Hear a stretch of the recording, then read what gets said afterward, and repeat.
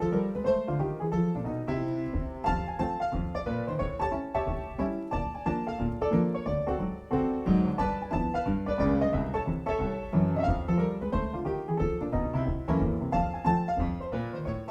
had several waves of European immigration.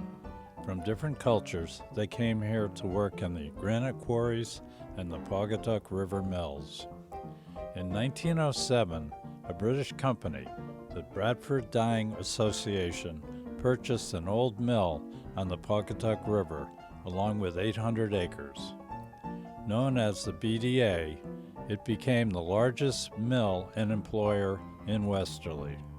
At its height during World War II, the BDA had over 1,200 workers. Fortunately, a man who worked there for over 40 years, a talented storyteller, genealogist, and historian, Dwight Brown, recorded what life was like to work at the mill. In 2018, Dwight passed away at the age of 90. I interviewed Dwight at his home in Ashaway in 2018. As far as I know, this is the only recording ever made of this remarkable man. Dwight was born in 1928, the son of Dwight Brown Sr. and Elizabeth Brown. He was a U.S. Air Force veteran and worked as plant manager for the BDA for many years. Dwight was an avid historian. He was archivist emeritus for the Westerly Historical Society and member of the Babcock Smith House Museum. He was the author of a number of books and numerous articles on Westerly's history. Starting at the age of 16, Dwight worked at the BDA for over 40 years and chronicled mill life through an extraordinary collection of 1,500 photographs. My interview with Dwight covered what mill life was like at the BDA, shipbuilding on the Pawcatuck River, and the history of Westerly. Dwight, where were you born? Westerly. Oh, you were born in Westerly? Yeah. What year was that? 1928. So you were born in Westerly in 1928? Yeah. So you grew up, you've always lived in Westerly?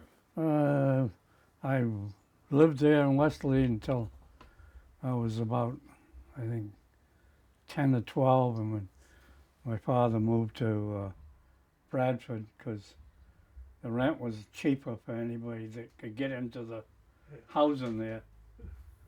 I think he was paying $3 a month, and he was in one of the big houses, you know. The smaller places, they were getting $1 a month. Yeah. Oh my God. So, a typical a mill Yeah. company at the Yeah. time, you know. They took care of their people. Yeah.